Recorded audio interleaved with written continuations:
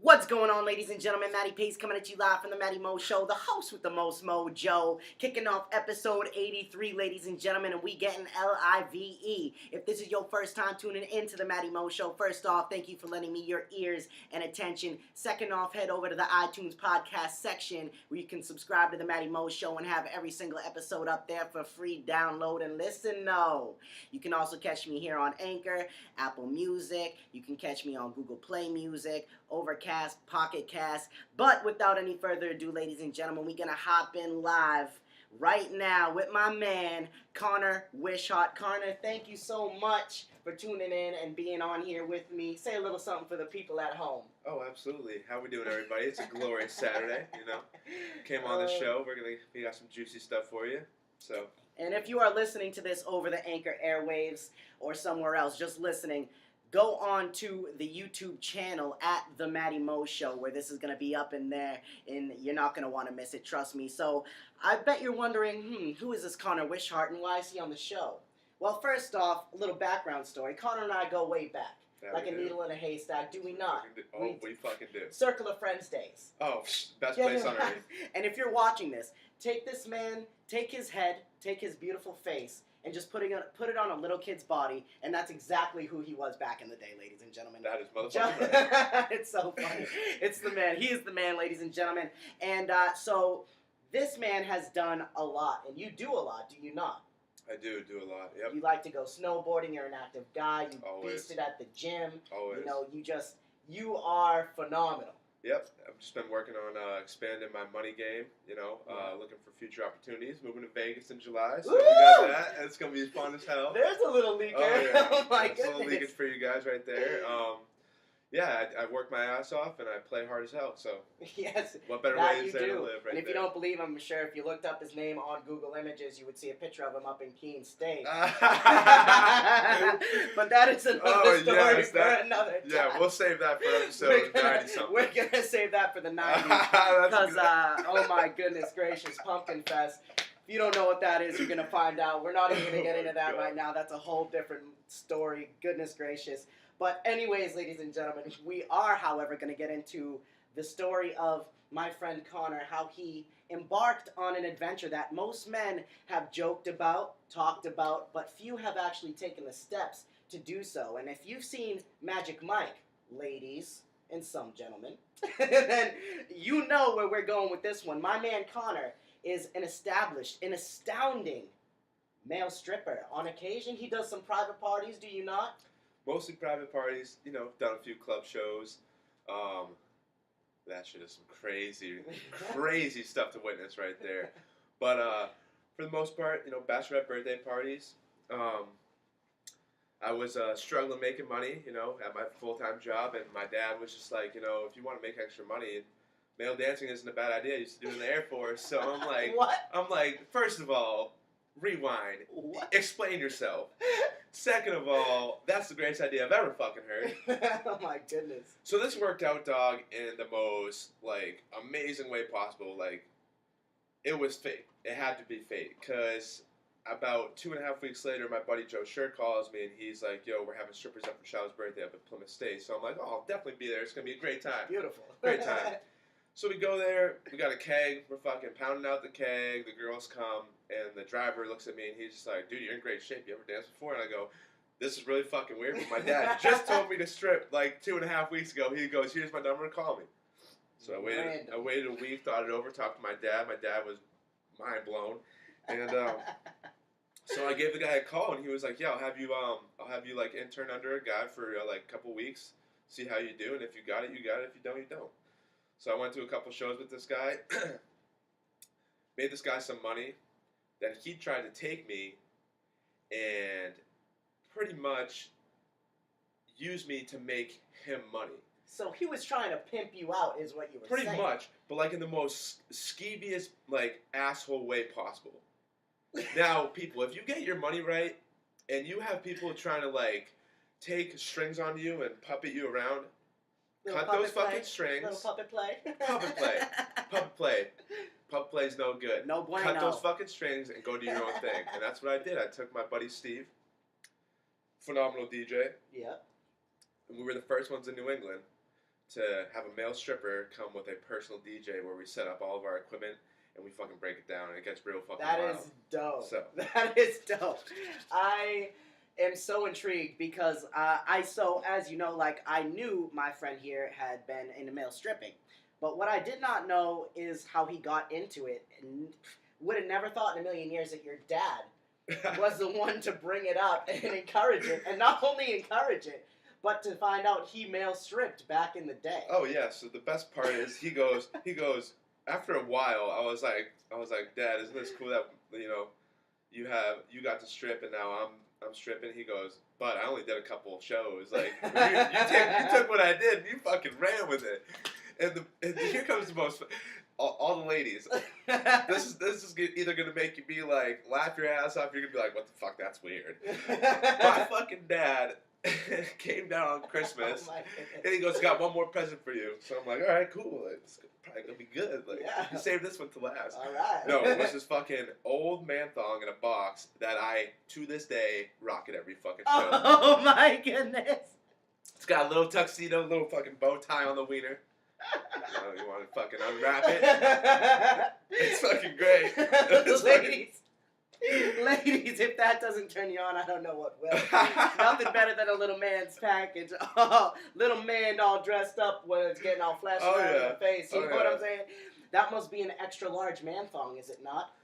Yeah, it's pretty awesome. It's got to be good to fit around this ghetto ass. Yeah, I'll tell you that. This man right here, he's got a girthy Wilson, ladies and gentlemen. Like I said, Magic Connor, Magic Wishart. Watch out because he'll separate your legs apart. Is that right?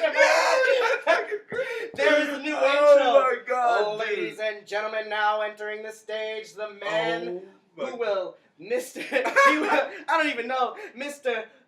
Magic Wishart, a man who will separate your legs apart and strike you directly in the heart. Oh, ladies and gentlemen. Goodness gracious. And that, ladies and gentlemen, that is how some of the amazement happens. Spitballing. Like, you know what I'm saying? Just a little spitball. So. Spit's good. That spit is great. No one likes it dry. That's for sure. Before we go into more stories, can I tell you something funny? Absolutely. So my friend Josh, he was going to be on the show a couple weeks ago. This guy's a sexual deviant. He was going to, much like yourself, a little bit of a sexual deviant, are you not? That I am. Catch me on Pornhub. How about that? And that is also going to be on a different episode in the 90s. He did say Pornhub. But anyways, he was hitting this girl one time, right? This dirty little thing. She was in a halfway house. Not that that's anything against halfway house girls. You know, we all go through problems. I may have dabbled once or twice in there. I don't know. But anyways, so this one time he takes this girl's, like, in the bed, right? They're doing their thing. Fancy this. He goes there after the club after he's been hammered. He's in this halfway house, shit-faced. Not a good look. No. Next thing you know, they're doing it, and she's like, oh my God, my mouth is so dry. Like, oh, I can't do it. Because she, she going down there that deep. Know what he does? Grabs her by the cheek, says, come here, baby. Fucking pushes her cheeks, smushes them together, and just spits in her mouth without any warning. Without any warning. Without any heads up. I swear to you, not a lie on everything. Sloth Daddy, OG Sloth Bone, Papa Forgione, that's my dude. But anyways, back into the current day story. That's gonna be a different story as well. But anyways, so being in the male stripping business, you cut the ties, you cut the pimping, because as you know, people are always trying to make money off of talented people. It's ridiculous. As if they're the ones getting on stage doing it, and they have a nerve to command and try to control you, and that is wrong. So I'm happy that you went out on your own and became the first duo to also be a DJ and dancer. That's phenomenal. Now, you described a bunch of parties, a bunch of different things that you have done. Are there any stories that really would pique people's interest? Some that stand out to you personally, of any crazy things that have gone on, any crazy requests, any crazy actions from the older ladies, maybe the younger ladies? Who knows? Let me hear it. Yeah, I got a couple. Just gonna run through them real quick because there's this. It's a different. The best part about male stripping and going to house shows is that it's different every time. Yes. So you can't have. And I'm not a person with expectations usually of others, so it works out perfectly in my favor. Yep. With that being said, the first show was easily the most wild and the most profitable, I'd say. But in every aspect. First of all, they gave us a very bland address. So I typed it in, and we ended up going an hour off course in Killington, Vermont. Oh my god. Now, we got to a spot where it was a dead zone. My GPS stopped working. No calls were able to be made, no text messages. So we winged it until we found service, people. Service. This was one of the most scariest times of my life. I was on a half tank of gas, not knowing if I was driving a V8 truck back then. Oh, this is in the middle of a snowstorm as well, too. So I look and I see like some familiar areas because I'm a snowboarder. I've been up to there before, and I knew where we were, so I knew where to get service. So I'm driving down the street. Finally got service, called the girls. They were like, "Oh, it's fine. Just hurry. Like the bride's falling asleep." It's about fucking 11:30 at night. Oh no! They've been drinking all night. So they're getting ham-boned. Oh, they're getting ham-boned. They're trying to keep her awake. So like, I'm fucking nervous as shit. My DJ's nervous as shit. We're fucking. Oh, so we're driving.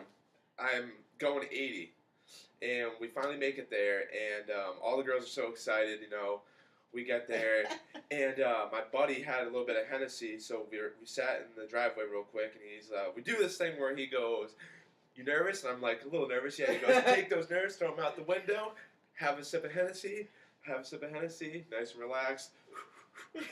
Let's go get this money." Let's go get this money. All right. So we went up in there. This is our first time. Keep in mind, we're setting up. We're trying to tell these girls, you know, we've been doing this for a year, this and that, whatever. Yeah. Like totally bullshitting them. Total lies.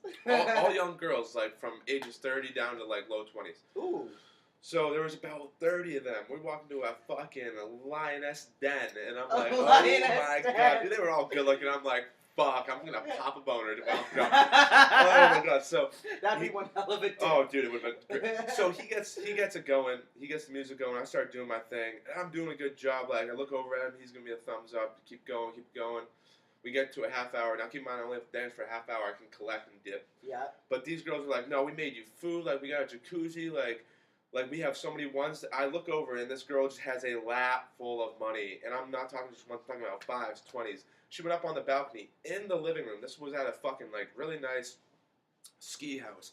And they were making it. Now these girls had to know what the fuck they were doing because they literally stood on this balcony and they were going clap, clap, clap, clap, clap, clap, clap, clap, clap. And it was fucking raining. And I was like, there will never be a show that will top this.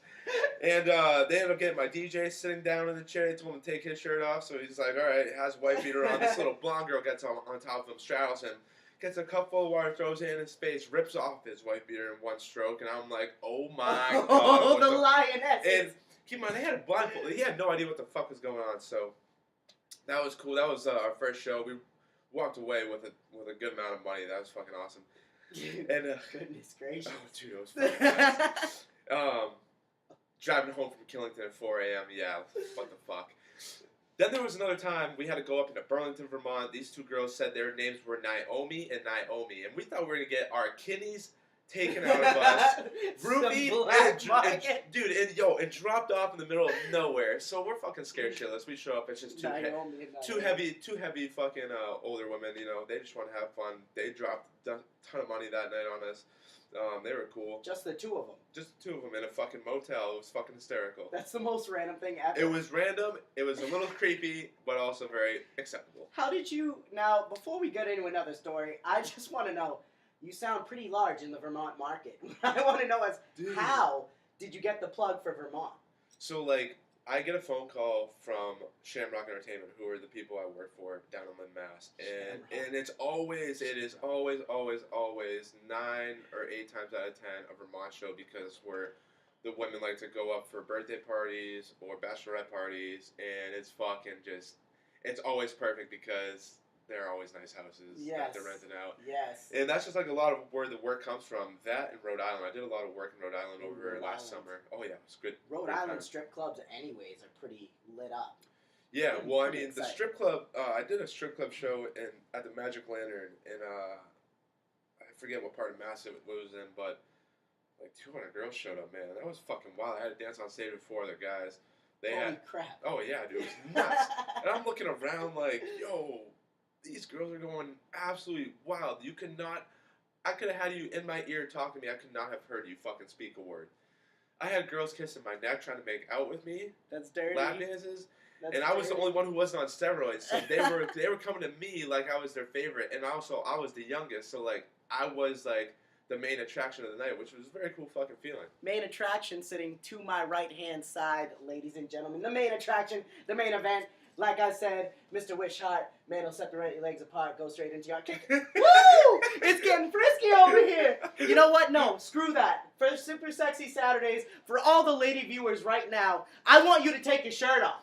Take your shirt off right now and show the people what is going on. Show these ladies what they can look forward to. Woo! Those are real. You want to stand up? Go ahead and stand up. I'll adjust it. Yes, ladies and gentlemen. Look at this man. Give us a little dance or something. Give us a little shake. Give us a... You see that? You see that? Those hips don't lie. Those hips don't lie. That's my dude right there. Oh, that is my man. That is the key to making money right there, And fellas. ladies, yes, that is real. I see this man work out. He pushes himself extra hard at the gym. He's a beast. Look at that chest. You would think it got implanted with jumbo rocks. You know what I'm saying? And for all my men out there, that weight's not going to push itself. So stop your bitching and start your lifting. You know what I'm saying? Pretty much. No, seriously though, like I was working out since high school, like freshman year, because I was bullied a lot. Yep. I started beating up the bullies, and you know that that got old that real is fast. true. You know, getting hit in the face isn't fun. It's not a pleasant experience, but Nope. sticking up for the underdog, that's what I lived for a while. But and I'm at the gym. I think it was my senior year when I walked on for Pinkerton football. Walked on.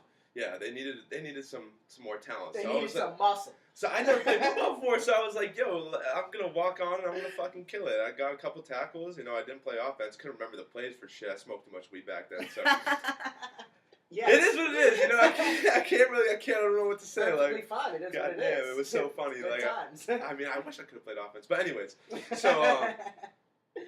so I remember sitting in the gym. I'm like, I really hope this pays off for me one day.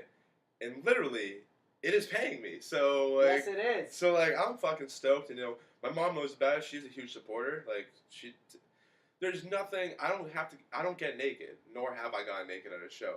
Never you know, full frontal, completely schlong No, out. You're always tuxedoed up. Always tuxedoed up. Yep. All Just right. always keep the undies on. Leaves more a little bit more mystery to it. Definitely. Another thing too is, here's a huge no-no.